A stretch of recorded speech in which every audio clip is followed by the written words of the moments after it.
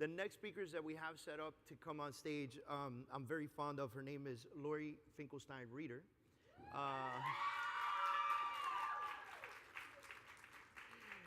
And I've asked her to come out. As you can see, her team absolutely loves her, right? That was her whole team over there. And so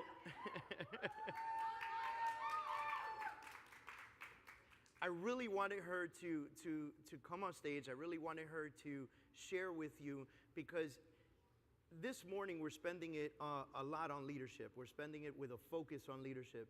And Laurie has an amazing ability to grow a team, to do great things, to push to the next level, and to take her team and develop a culture within her team that takes everything to higher levels. Now, I'm going to let Laurie tell you her numbers. I'm going to let Laurie tell you everything that she does. But she is one of the highest producing teams in all of Florida. And most recently, I'm going to say it for you, I'm sorry. Most recently, she was a mega team at Keller Williams, and she severed and created her own company. She is now an independent brokerage, and I'm very proud of her. Give her a round of applause. All right, everybody, Miss Laurie Finkelstein Reader. Come on, Matt. Is my mic on? Should be Thank in you. a second. Hey, everybody. Ooh, rah. Well, I can't see any of you, so hope you can see me. My name is Laurie Finkelstein Reader, and David actually approached me and asked me to share. I've got my paper in case I get lost. David asked me to share what it meant for us and how we started team building. How I went from a single agent that at one point was probably doing anywhere from that 25 to 75 transactions, and now we're a team this year who will cross over 600 units, and that's a big oorah. Hoorah! A lot of my team members are actually here today, so we're super, super grateful for David putting this on. And when David asked me to do this, the first thing that came to mind for me was I wouldn't be where I am or have a team if I didn't have people like Mr. Matt Weiner. How you doing? Give him an hoorah! So 13 years, I've been in business for 21 years, and I've had a team for, I'd say about 19. 13 years ago, I had just started out, and Matt was one of those people that I met, and he took on most of my listing business for me over the last actually couple years, but has been a part of my world for a really long time. Reality is that every day, all day, we receive phone calls, text messages, emails. How do you build a team? This light is killing me. How do you build a team? What do you have to do to get someone and to have an organization? Now we're 20 agents, we're 10, 13 admin. What do you have to do, Laurie, to get people to want to be part of your world? And I feel like it's really important. If I'm going to share that with you, Matt needs to be here. Because what happens is you have got to have, like Christina said, Sam said, you've got to have a vision so big that everybody who comes into your path, the right who, can realize their goals and hit their success within your world and your organization. It looks really easy from the outside, you're building this team, but it's actually really complicated. It's really about making sure that you know each person, their kids' names, their dog, what's going on in their world, what matters to them. Why does Matt need to sell 100 houses in 2018? What does that do for his life? There's multiple ways to start a team. You can start out, just building a team. Our team was built organically by giving this high-powered customer experience and, referrals, repeat referrals. And people like Matt started to come into my life. So I wanted him to be a part of this today because it's only a part of me when it comes to vision. You can have the biggest vision, you've got to have the right who in your world. And I wanted him to share with me about why he would stay on a team when he's perfectly capable of going out on his own. Plus, he's really funny. Take it away, Matt. All right, how y'all doing? So I took a lot of business classes, graduated from University of Central Florida with a degree, and all you ever heard was find a mentor in the field that you want to be in so you can learn underneath that person. So imagine getting into real estate and Michael Jordan is the lady that you come and work for. Or if you ever seen Laurie dance, it's like as if Beyonce was twerking and you wanted to learn how to dance. So you get to learn under someone. So for me, I got to go on 400 to 500 listing appointments with Laurie before she let me go out into the field and take over that listing business. Most people, they want to get into real estate and they just want to run. They don't want to learn. I got the chance to listen to her phone calls, see how she negotiates with people, see how she talks to seller, see how she asks enough questions to find out what their motivation is. So at the end of the day, the negotiation is with them, not with the other realtor or the client. So for me, it was a no-brainer getting to work under someone such as Laurie to learn the way to sell real estate, which has now propelled me to where I'm at in her organization, sell over 100 houses this year. I paid him to say all that, just saying. Sounded good, right? So again, for those of you who are, and I like what Christina said about if you're just a single agent, you really can't complete a transaction on your own. You're some sort of a team. You've got to be open to leverage because every one of us will hit a wall. Everybody will hit a wall. You've got to have a great model and a great system. And as soon as you find out that you're not hitting that goal, you're not getting what you want, you're missing a who. You're missing an outstanding human being that believes in your vision and that wants to, they can see that they can have everything they want within your organization. It cannot be about me. I like to say that I work for the organization the same as everybody else does. And I love for Matt to share with you why, again, so yes, I mentored you, but how there is no cap on income within a team. Most people say, well, you know, I'm gonna join a team, I'm gonna sell 25 houses, I'm gonna go and open my own team, and that's great if that's what you wanna do. Don't build a team unless you wanna build others' lives. This is about us building other people's lives. So share with us a little bit about the perception of teams and what that looks like. So all of you that are either on a team or off a team, could we all agree that the perception is that the team leader is the one making all the money? Whoever's running a team knows that's not true.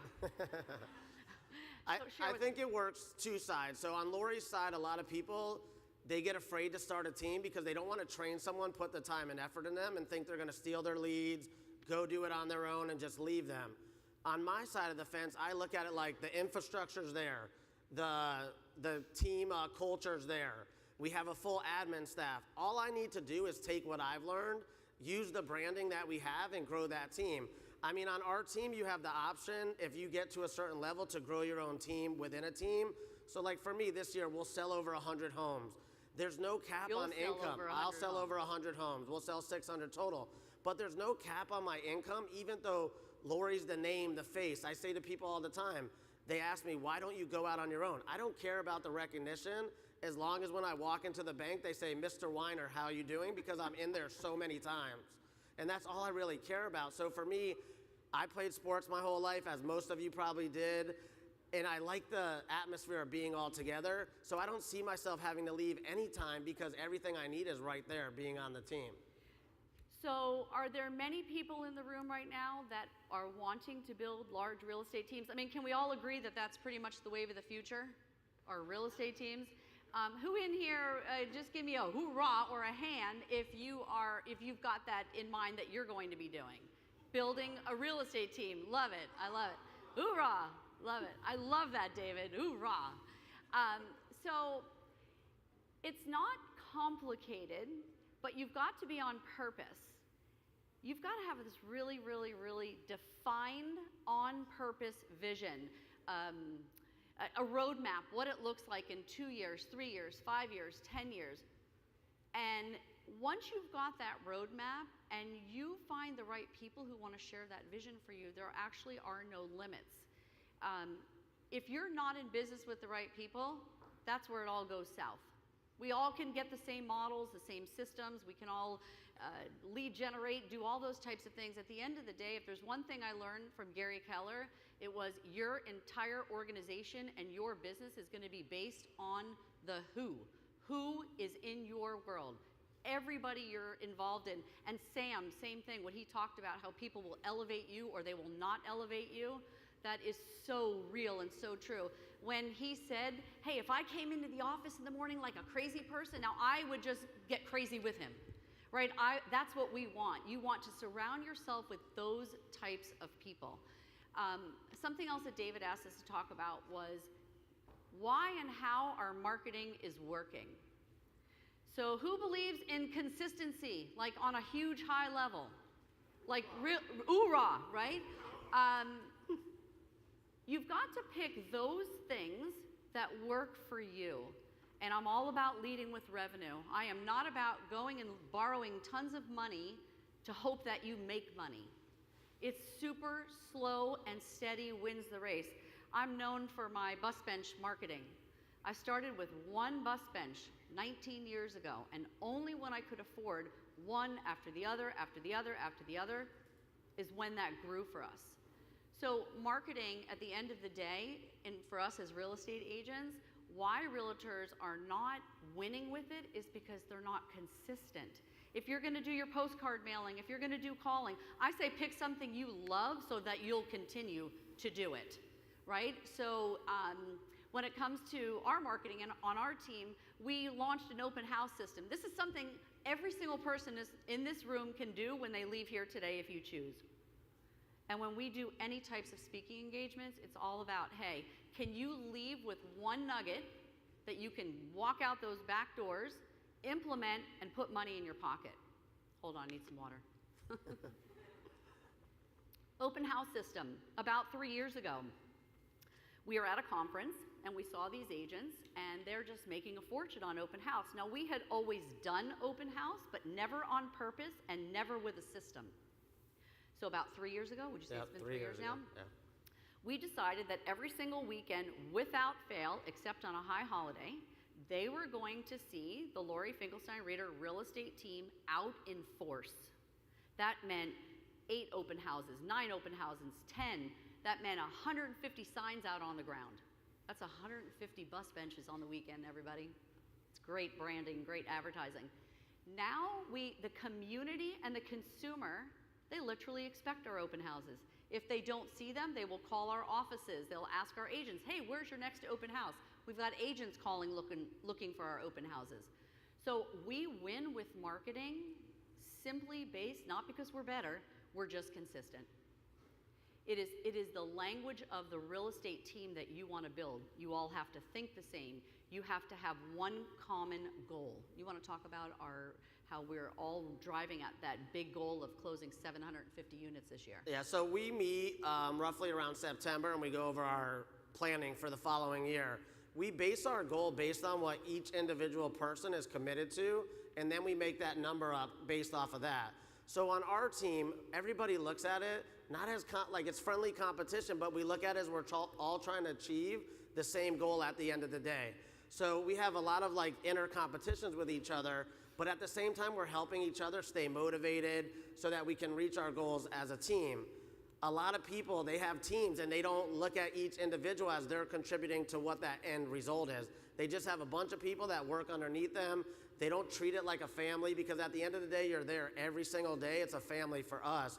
We all want everybody to succeed. So when everybody has that mindset of getting to the same goal, getting to that finish line together, it's a lot easier to reach that. We started with Laurie, we were probably doing around 100 deals, got to 150 deals. We kind of stalled out at that number, added some key people in, ended up at 250, 350, 450, 550. This year we'll do over 600, but the end goal is going to be to 1,000, 2,000 units in the next couple of years. Be prepared with growth. Everything breaks, right? So if you're not failing, you're not moving forward. Something I mentioned in the beginning, which I think is the key thing to growing a very successful team. And by successful, I mean that the people within our organization are getting what they want, not what I want. And that is, I'm going to use Matt for instance, but Matt's not the only one. I've got a powerful group of people. They can see that my focus is their success, not mine. And I think that's where we all miss it. I want him to grow and sell 200 homes, 300 homes. That's very unusual thinking, but it really works. the right people will stay within your organization when they can see your transparency, that I care deeply about him getting every single thing he wants. And from my perspective, when you see that the rainmaker, the person at the top, cares about your success, wants you to get bigger every year, wants to push you to keep raising that bar every year, people, like we talked about earlier, why do you not want to leave the team? Why not go out on your own? You've been doing this for 16 years. Why not go do it yourself? Why do I need to? When the person at the top keeps elevating herself, which is going to elevate all of us at the same time. She knows my family. She knows what I want out of life. So she knows if I'm not doing something to reach my goals, she's going to go to my motivation to make sure that I get to reach my goals at the end of the year. Yeah, true. Let's talk a little bit, if we could, if it's okay, just about the way our thinking is and the language of a team. I think that's really important. Every team has a thump, has a groove. We meet, and everybody kind of looks at us when we tell them this. We meet 5 days a week without fail at 8:30 in our office, and we basically train for game day. We are training for game day. That means when we get in front of the consumer. 5 days a week. A lot of people say, why do you meet 5 days a week? Well, do all Fortune 500 companies show up at their place of business at 8:30 in the morning and prepare for the day ahead? How we treat the business is the outcome that we're going to get. Our whole thought, our thinking process. If everything's going great in your business right now, I would encourage you to think about what that looks like in 6 months as the market changes. Are you behaving like the next market, or are you behaving like everything's so awesome right now? Are you lead generating? Are you calling your past clients? Are you breaking bread with those people who will send you business?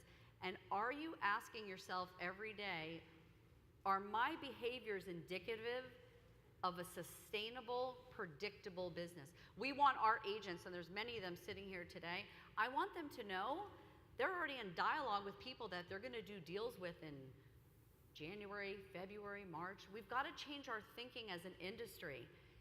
When the consumer wants to transact, that most likely may be 18 months out. So if you start today, you're going to have a pipeline that'll blow your mind in 18 months. Don't get distracted by what's not happening right this minute.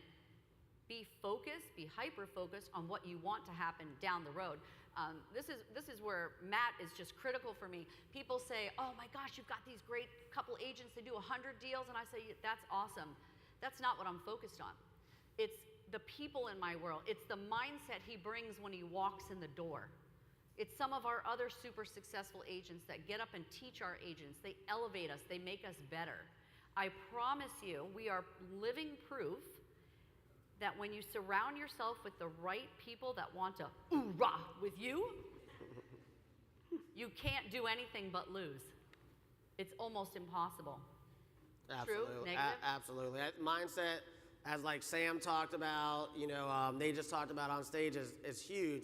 If the people on your team are already thinking with their limiting beliefs, they're not going to end up reaching the potential that they want to. So for us, our morning meetings are scripts and dialogue, mindset, going around what our failures are on Friday. How do we learn from those failures? How to keep that mindset going so that we're all like there's a big synergy on the team and we're all on that same page. If we hear somebody say something negative walking around the office, oh, the appraisal's not going to come in, or I'll never find my client this $200,000 FHA home, we stop them and we make them change that right there on the spot. Because if you already are negating what you want to happen before it happens, it's never going to happen. Right. So we make sure that as a team in the morning meeting that we're really getting whatever those kinks out, whatever the person had a challenge with the day before, get that out. So when we get on the phones at 9 o'clock, we just hit the ground running. Yeah. When you're having challenges, the easiest thing to do, right? I'm really big into coaching. I am a coach, and I am highly coached by other coaches. When you can't figure it out, go find someone that's doing it and just copy them. It's not that challenging. Half of what we've done is that we went out and we said, who's doing this the best? And now we're going to do it. And most of all, why I have so much gratitude for David is that for me, it's all about us elevating our industry, and I feel like this conference, local, that's what this does. It elevates our industry. There are people in this room, Stan, he's sitting right there. Stanley and I work in the same market. We go on the same listings. We are the best of friends. There's enough business for us to go around. We need to become more of a glue. The real estate industry. Absolutely. Stanley also paid me to say all that. So I'm going to have a lot of money at the end of this. Ask me one question. Yeah. You know what? This is not in our schedule, but if somebody has like one question, we've got 2 minutes. Anybody have one question? Go. So you start a team. Oh, best question, and I forgot to share this. I love you. I don't even know who you are. So how do you start a team? Here's the first question you've got to ask yourself. I ask it every morning when that clock goes off at 5:15. Why would someone want to work for me? Why would they want to share their commission with me? Why do they want to come into my environment? Why do they want to be part of my world? I check myself. It's not about going out and finding this person can sell 20 houses, this person can sell 30 houses, ooh, ooh, ooh, ooh, ooh, get them. You've got to spin it around and shred yourself and ask, why do these people want to be in my world?